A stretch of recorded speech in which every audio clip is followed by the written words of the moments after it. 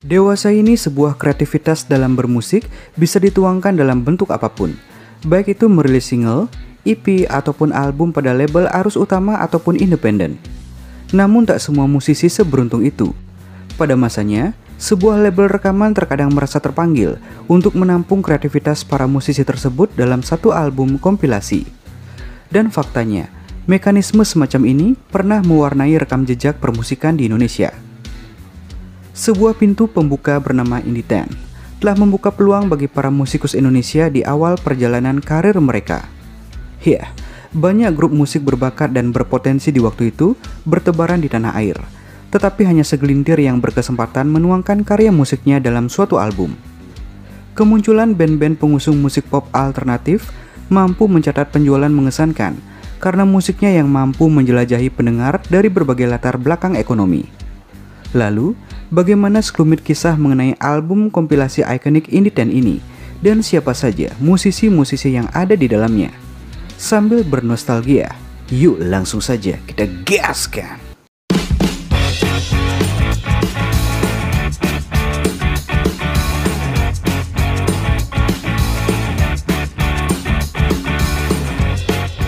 Kondisi Indonesia tahun 1998 sedang babak belur pasca krisis moneter, sehingga iklim di industri musik juga kena imbas. Pun juga daya beli masyarakat kelas bawah cenderung menurun. Namun, pasca krisis ekonomi, kelas ini beralih ke produk bajakan dan tak lagi menarik dijadikan target pasar oleh industri musik. Hingga akhirnya, kemunculan stasiun televisi swasta seperti RCTI, lalu masuknya MTV, dianggap sebagai harapan bagi banyak anak band bahwa demo mereka bisa diterima.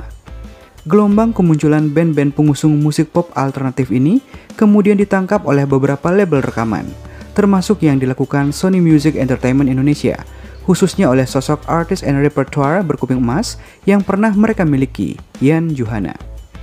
Pak Yan, begitu pria yang sebelumnya punya rekam jejak menemukan bakat-bakat, mulai dari Club Project, Kahitna dan Dewa 19 ini, baru saja mengangkat riff dari panggung kafe-kafe di sekitaran Bandung untuk berdiri sejajar dengan jagoan-jagoan rock milik promotor kenamaan Log Celebor seperti Bumerang, Elpamas, bahkan God Bless.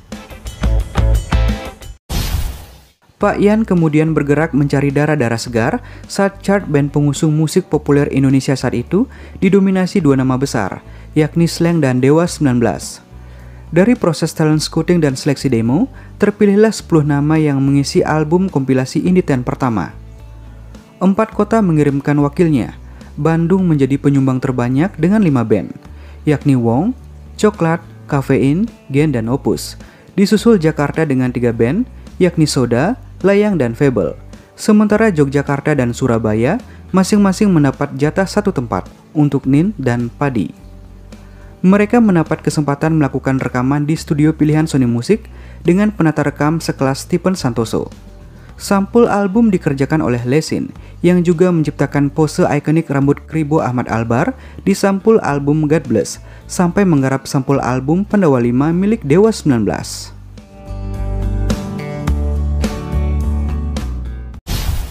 Dari penamaan, album ini sebetulnya agak rancu karena menyalahi kaidah. Kata indie di ranah industri musik mengacu pada pola kerja mandiri yang tidak tergantung pada label rekaman besar. Namun, waktu akhirnya mencatat, album ini kemudian menjadi pembuka pintu kesuksesan bagi beberapa eksponennya, meski dalam beberapa cara yang ajaib. Album ini sebetulnya memilih single Tak Ingin milik Wong sebagai jagoan. Happy Sundari pada vokal, Ganjar pada gitar, Iwan pada gitar, Hermansyah pada bass, dan Remy pada drum, mengalahkan Bunga Tidur yang jadi jagoan Coklat, bahkan Sobat milik Padi. Bermodal single tadi, Sony Music kemudian membuatkan album penuh untuk Wong setahun kemudian. Berisi 10 lagu, album ini memajang Tak Ingin dan Jangan Lagi sebagai modal menembus pasar industri musik nasional. Peruntungan kemudian berubah. Setelah album kedua bertajuk Esok Pagi yang mencuatkan single Harusku, Wong justru vakum dan belakangan bubar. Sementara nama-nama lain pelan-pelan menemukan momentumnya.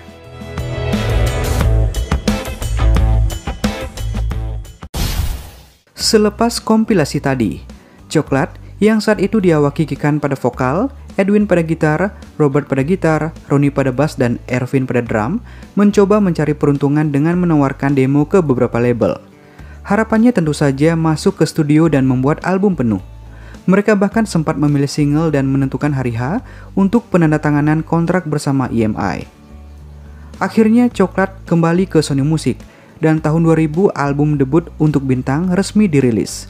Berbekal Pergi, Coklat mulai menggigit kuping pendengar dengan warna khas vokal Kikan yang sekilas memadukan cengkok Dolores O'Riordan dan Alanis Morissette.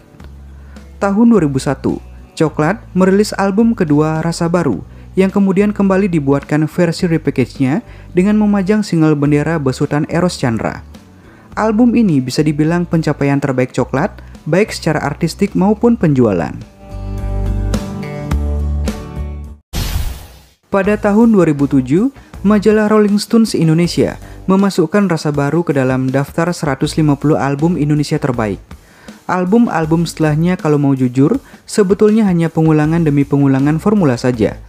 Setelah Kikan memutuskan keluar pada tahun 2010, Coklat sempat tampil dengan beberapa vokalis baru, seperti Sarah Haju, Jacqueline Rossi hingga Ayu Ratna. Namun belakangan ini, Coklat mengindikasikan comeback bareng Kikan dan para personel orisinal. Sementara itu, Padi di waktu itu mulai mencium tanda-tanda sebagai the next big thing, saat Sobat justru lebih sering diputar di radio ketimbang Tak Ingin. Usut punya usut, ternyata ini karena akal-akalan Piu yang mengerahkan seluruh kerabat dan kawan-kawannya untuk membanjiri stasiun radio dengan telepon dan kartu pos untuk merekam lagu yang musik dasarnya dibuat di kamar mandi tersebut. Piu yang saat itu bekerja serabutan di Jakarta, mulai dari sopir toko buah, cleaning service di supermarket sampai kerja di bengkel, mengirimkan rekaman musik dasarnya lewat paket pos untuk disempurnakan kawan-kawannya di Surabaya. Begitulah pengakuannya dalam buku Piu from the Inside Out, Life, Passion, Dreams, and His Legacy tahun 2011.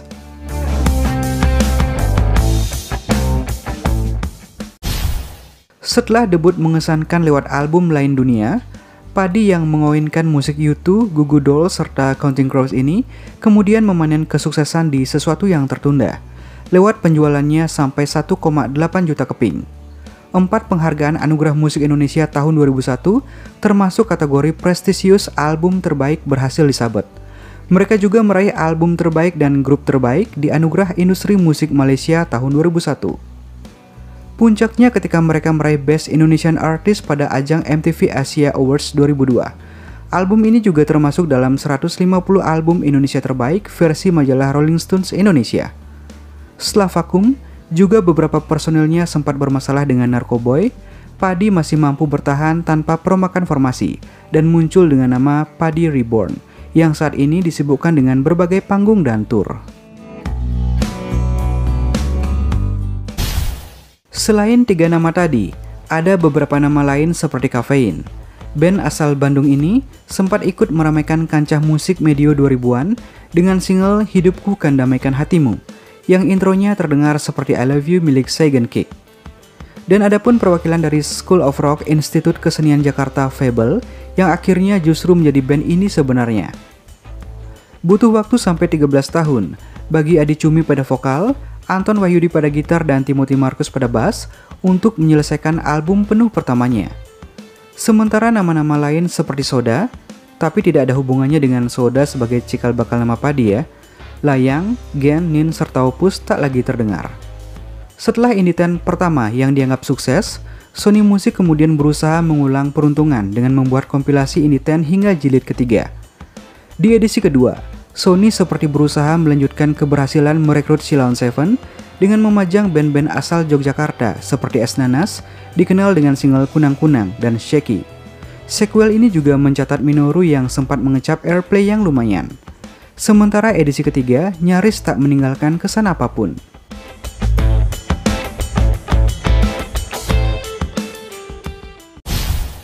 Ya, khususnya Padi, setelah sempat vakum dalam waktu cukup lama, Andi Fadli Arifudin atau Fadli pada vokal, Satrio Yudi Wahono atau Piu pada gitar, Ari Trisosianto atau Ari pada gitar, Rindra Nur pada bass dan Surendro Prasetyo atau Yoyo pada drum, mampu bertahan di band yang berawal dari tongkrongan mahasiswa Universitas Airlangga, Surabaya itu sampai usia lebih dari 20 tahun.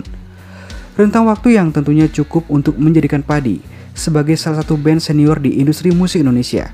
Juga satu-satunya band dalam kompilasi Iconic Indie 10 pertama yang nasibnya saat ini paling beruntung dibandingkan sejawat-sejawatnya. Lalu bagaimana menurut pendapat kalian guys? Lagu-lagu mana saja yang menjadi track favorit kalian di album kompilasi Indie 10 ini? Atau khususnya yang pertama? Mari kita bernostalgia bareng-bareng. Tinggalkan argumenmu di kolom komentar. Oke sekian dan salam rock and